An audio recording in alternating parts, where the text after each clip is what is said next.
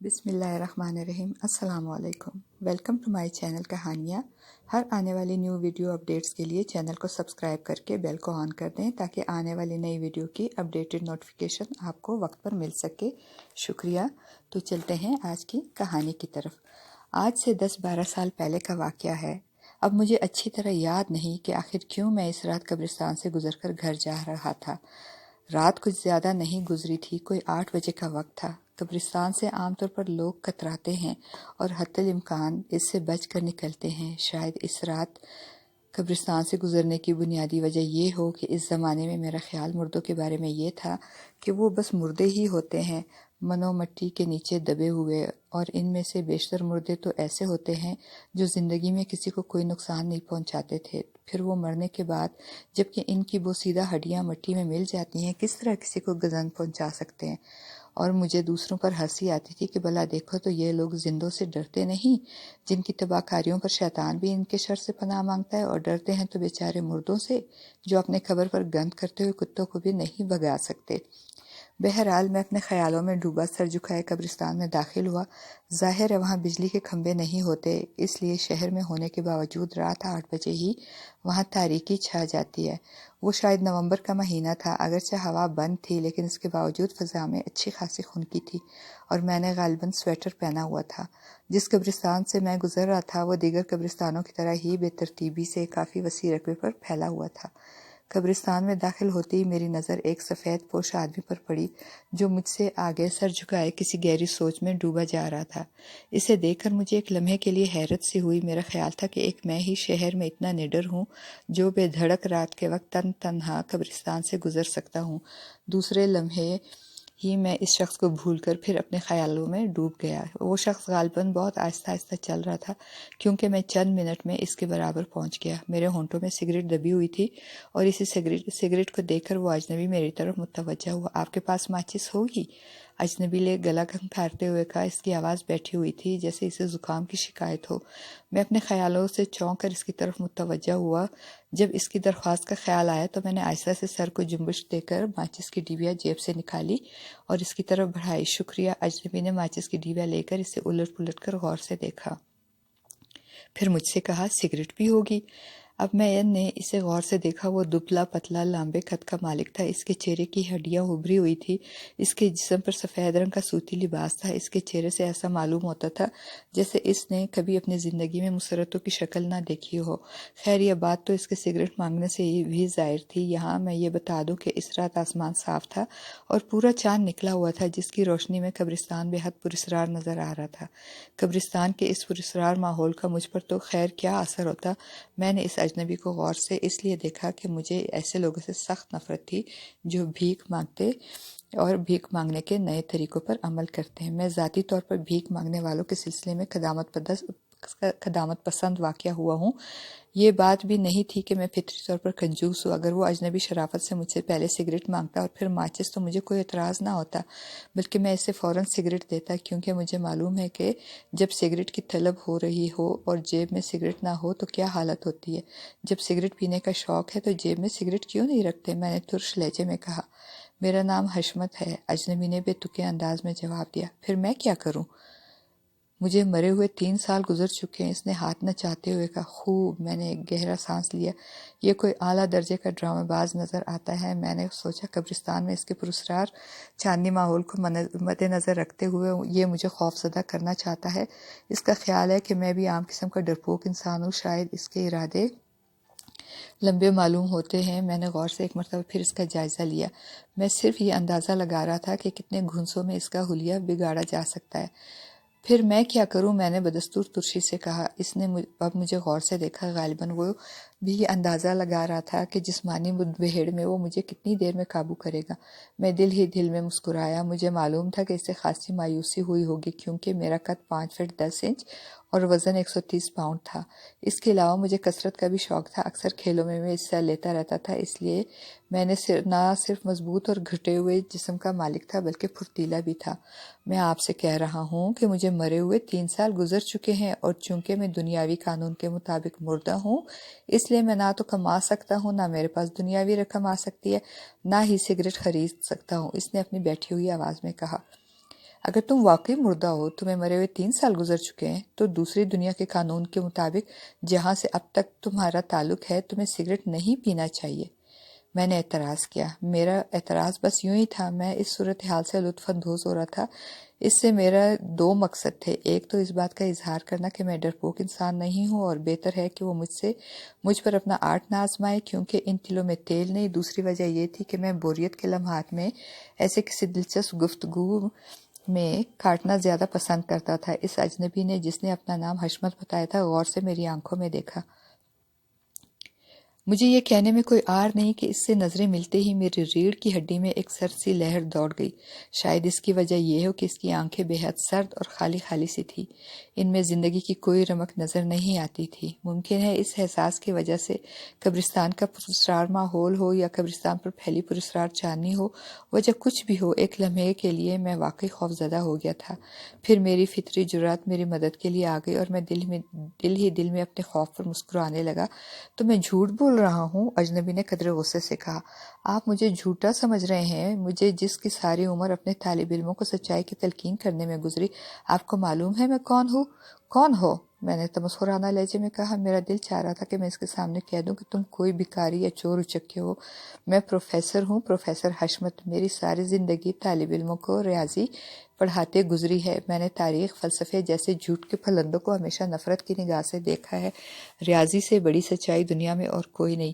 اس کا لہجہ اور انداز بتلا رہا تھا کہ جیسے وہ کلاس روم میں ناسمجھ طالب علموں کو کسی غلطی پر سرزنش کر رہا ہو۔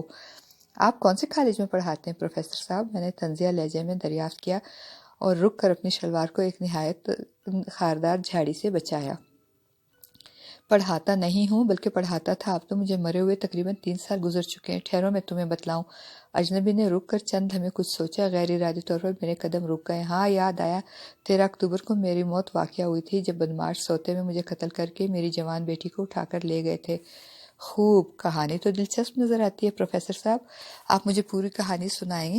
اگر آپ کی کہانی واقعی دلچسپ ہوئی تو میرا وعدہ ہے کہ کھانے کی اختتام پر میں آپ کو ایک سگریٹ بطور انعام دوں گا۔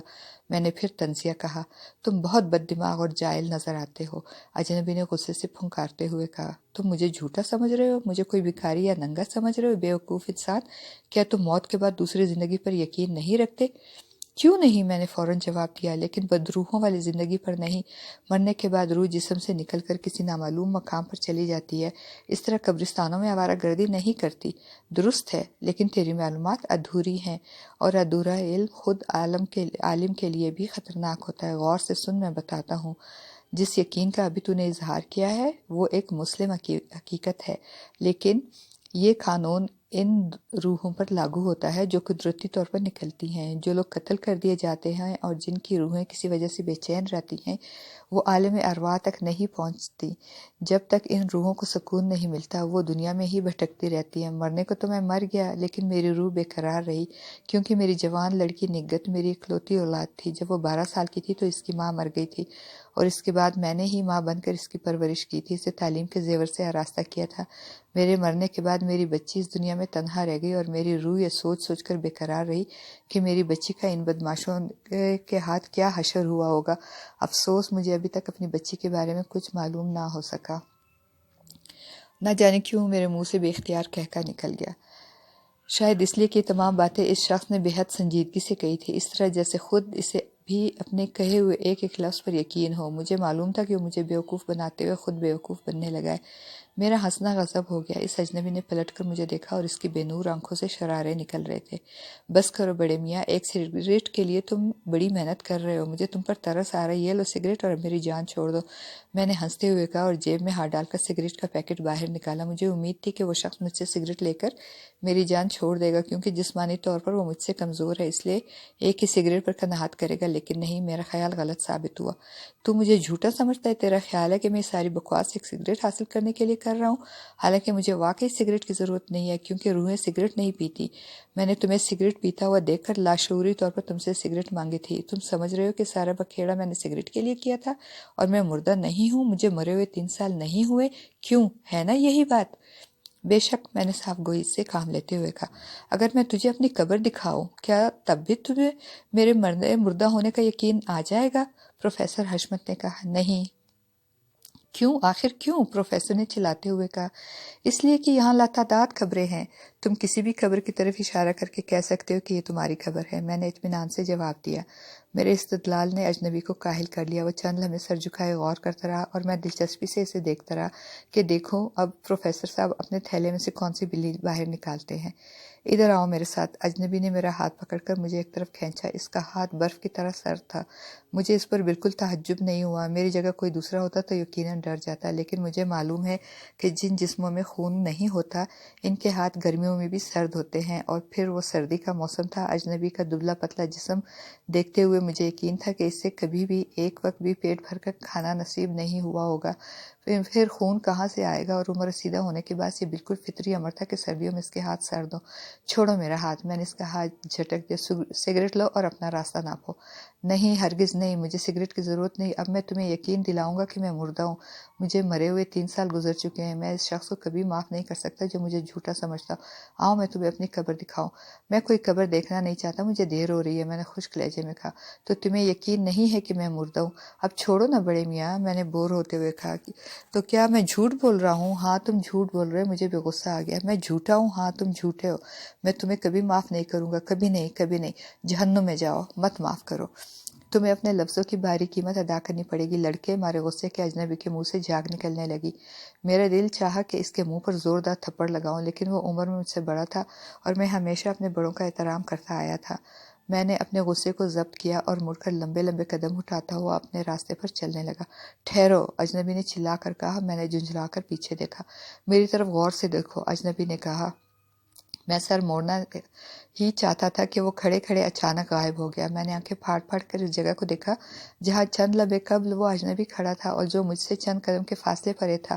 آس پاس کوئی درخت بھی نہیں تھا۔ جب مجھے یقین آ گیا کہ اجنبی واقعی غائب ہو گیا تو میری سٹھی گم ہو گئی۔ ان حالات میں خود آپ کی کیا حالت ہوتی، سوچئے ذرا۔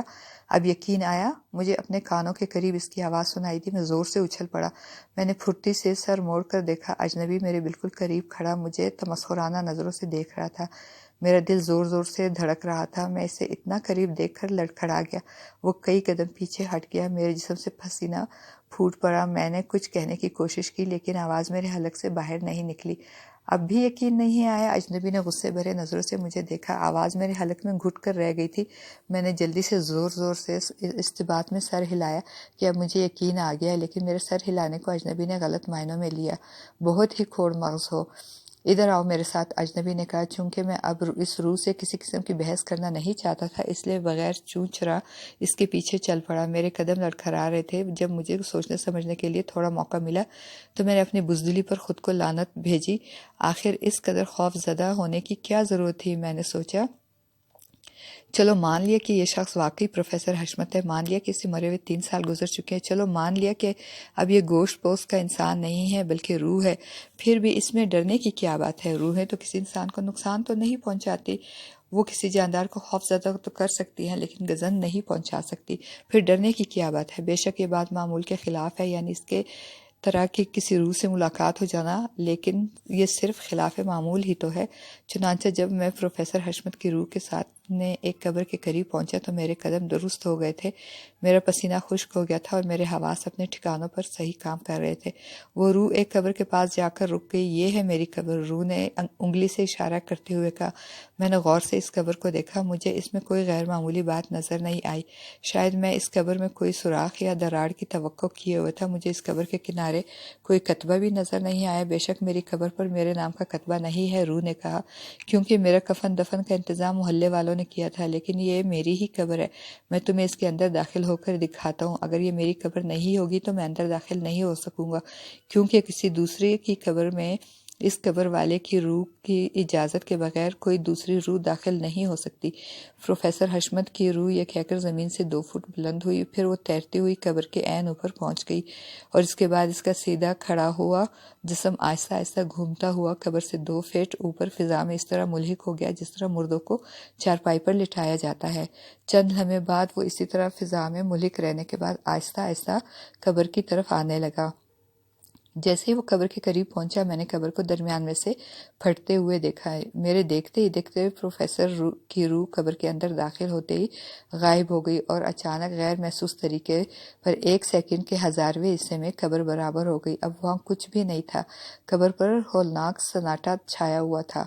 چاند کی پراسرار چاندنی پھیلی ہوئی تھی اور منہ کھولے میں اس قبر کو دیکھ رہا تھا۔ اچانک مجھے اس اپنی حالت کا احساس ہوا۔ موقع غنیمت جان کر میں پلٹا اور تیزی سے اس منحوس قبر کی طرف پشت کر کیے لمبے لمبے قدم اٹھاتا ہوا مخالف سمت میں جانے لگا۔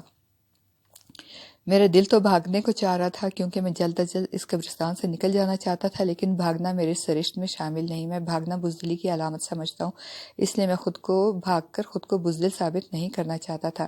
اب یقین آیا، مجھے وہی اجنبی آواز سنائی دی۔ میں اس مرتبہ بے اختیار بری طرح اچھل پڑا۔ پروفیسر حشمت کی روح میرے برابر موجود تھی اور میرے ساتھ ساتھ چل رہی تھی۔ میں غیر ارادی طور پر اس سے چند قدم دور ہٹ گیا۔ جی ہاں، یقین آ گیا، میں نے اٹکتے ہوئے کہا۔ نہیں، تم بہت کھوڑ مغز ہو، تمہیں اب بھی یقین نہیں آیا؟ سر خوف زدہ ہونے کے باعث یہ جھوٹا اقرار کر کے مجھ سے جان چھڑانا چاہتے ہو؟ پروفیسر کی روح نے کہا۔ نہیں بخدا، میرا مطلب ہے پروفیسر صاحب، مجھے واقعی یقین آ گیا کہ آپ مردہ ہیں۔ آپ کا 3 سال پہلے انتقال ہو چکا ہے۔ تم سیاست کے طالب علم معلوم ہوتے ہو، سچ سچ بتاؤ، کالج میں تمہارا سبجیکٹ کیا تھا؟ پولیٹیکل سائنس، میں نے پوری سچائی سے جواب دیا۔ میں اس طرح روح کے اس سوال کا گہرائی کو نہیں سمجھ سکا تھا۔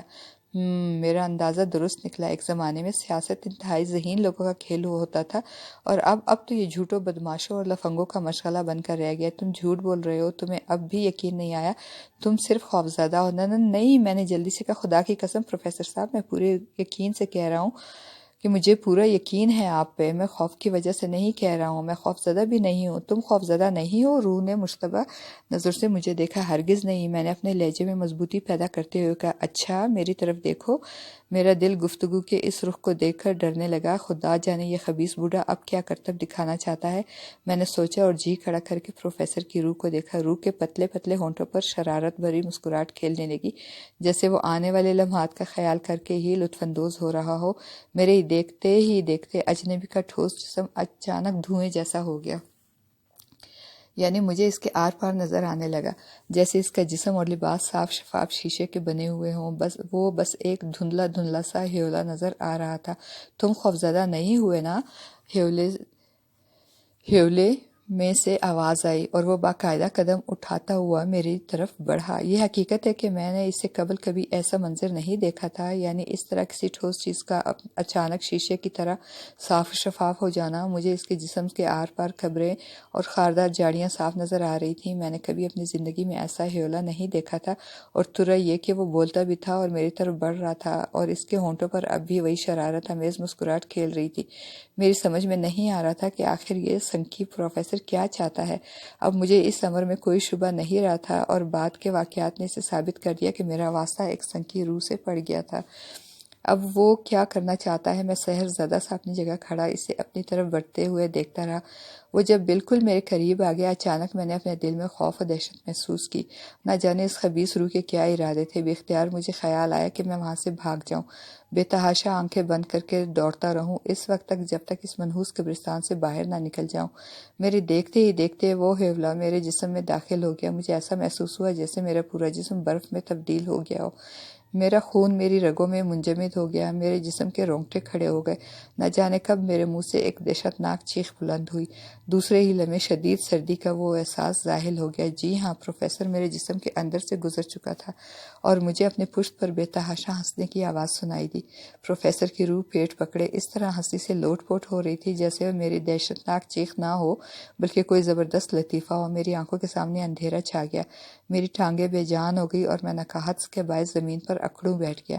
میری حالت اس وقت بہت خراب تھی، میرا پورا جسم پسینے میں شرابور ہو رہا تھا، میرے ذہن کے ساتھ ساتھ میرے حواس بھی کام نہیں کر رہے تھے۔ اچانک پروفیسر کی مسرت بھری چیخیں بلند ہوئیں اور قبرستان پر ہولناک سناٹا طاری ہو گیا۔ چند لمحوں بعد میں نے ایک بلی کے غرانے کی آواز سنی، اور دوسرے ہی لمحے وہ سیاہ بلی جھپٹ کر غراتی ہوئی میری ٹانگوں میں گھس گئی۔ ایک زبردست چیخ کے ساتھ میں اچھل کر پیچھے ہٹا۔ وہ سیاہ بلی مجھ سے چند فٹ کے فاصلے پر کھڑی اپنی خوفناک نظروں سے مجھے دیکھتی رہی، پھر پلک جھپکتے ہی بلی کی جگہ پروفیسر کی روح کھڑی ہوئی تھی۔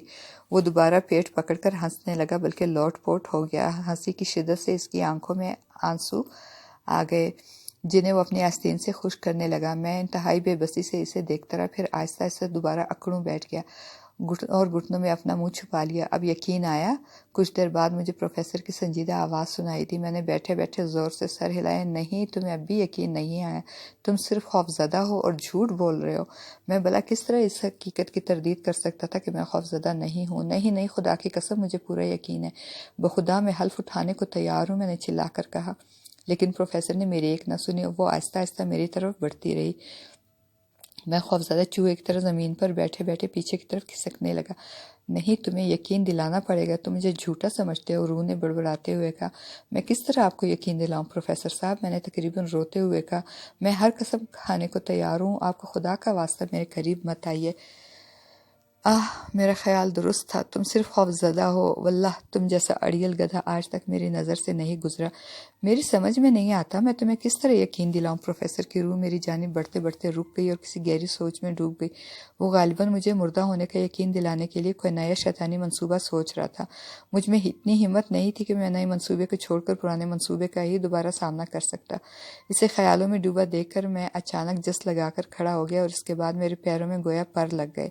मैं आंखें बंद किए खबरों से टकराता, झाड़ियों से उलझता, लुढ़कता, फिसलता हुआ बेतहाशा दौड़ता रहा। मुझे अपने उक़ब में बराबर किसी की मौजूदगी का एहसास रहा, लेकिन मेरे सर पर सिर्फ एक ही धुन सवार थी कि किसी तरह इस मनहूस कब्रिस्तान से बाहर निकल जाऊं। तमाम रास्ता कोई वाक़या पेश नहीं आया, और अगर पेश भी आया तो मैंने नहीं देखा। कब्रिस्तान से निकलकर मैं आबादी में दाखिल होकर रुक गया। मेरी सांस बुरी तरह फूली हुई थी। मैं बिजली के खंभे का सहारा लेकर 10-15 मिनट तक अपनी सांस दुरुस्त करता रहा। मेरा जिस्म पसीने में शराबूर था। मेरी कमीज़ और शलवार जगह जगह से फट गई थी। खारदार झाड़ियों में उलझने की वजह से मेरी टांगों पर खराशें आ गई थी। जब ज़रा सांस दुरुस्त हुआ तो मुझे इन खराशों में तकलीफ़ का एहसास हुआ। मेरी कोहनियाँ बुरी तरह छिल गई थी। मेरे बाल दीवानों की तरह बिखरे हुए थे। मैं जैसे तैसे लड़खड़ाता हुआ अपने घर में दाखिल हुआ। मेरी ये हालत देख के मेरी वालदा और बहन के औसान खता हो गए, लेकिन मुझे इतना होश न रहा कि इनकी हिम्मत बंद आता। मैं घर में दाखिल होते ही बिस्तर पर दराज हो गया। मुझ पर 12 घंटे की बेहोशी तारी रही और मैं 4 रोज़ तक बुखार में जलता रहा। मुझे अपनी वालदा और बहन की ज़ुबानी मालूम हुआ कि मैं नीम बेहोशी की आलम में चीख चीख कर एक ही जुमला दोहराता रहा। मुझे यकीन आ गया, मुझे यकीन आ गया, मुझे पूरा यकीन है। एक रोज़ मेरी हालत ज़रा संभली तो मेरी नन्ही बहन मेरे पास बैठकर बातें करने लगी। मैं ऑफिस से आने के बाद घंटों इससे बातें करता रहता था। इधर उधर की बातें, स्कूल की, मोहल्ले की, दुनिया भर की बातें मैं इसके साथ करता था। इस रोज़ मेरी बहन बहुत संजीदा थी। इसे इस कदर संजीदा देकर मुझसे हंसी ज़ब्त करना मुश्किल हो रही थी। ऐसा मालूम होता था जैसे कुर्रे अर्ज़ पर अमन कायम रखने की गंभीर जिम्मेदारी इसी बेचारी के नन्हे मुन्ने कांधों पर डाल दी गई हो। भाईजान, अचानक मेरी बहन ने कहा, कल जब आप ख्वाब देख रहे थे तो आप ख्वाब देखते देखते हंस रहे थे। वाकई? मैंने कदरे हैरत से कहा। हाँ भाईजान, मैं दूसरे कमरे में थी अम्मी के साथ। मुझे बहुत डर लगा। मैं अम्मी से लिपट गई। वाह मेरी बहादुर बहन, तुमने तो गीदड़ को भी मात कर दिया। भला इसमें डरने की क्या बात थी? भाईजान, आप अजीब तरह हंस रहे थे। मैंने अम्मी से कहा, भाईजान के कमरे में चोर घुस आया है, वो हंस रहा है। अम्मी ने कहा, नहीं, वहाँ कोई नहीं है, तुम्हारे भाईजान ख्वाब में हंस रहे हैं। मैंने आपके कमरे में झांक कर देखा, आप सो रहे थे, कमरे में चोर नहीं था। मुझे बड़ा डर लगा। मैं ये सुनकर मेरे कान खड़े हो गए। मैं किस तरह हंस रहा था? मैंने पूछा। मैं बता नहीं सकती भाईजान, बड़ी अजीब आवाज़ में। आप क्यों इस तरह हंस रहे थे? सच मुझे बड़ा डर लग रहा था।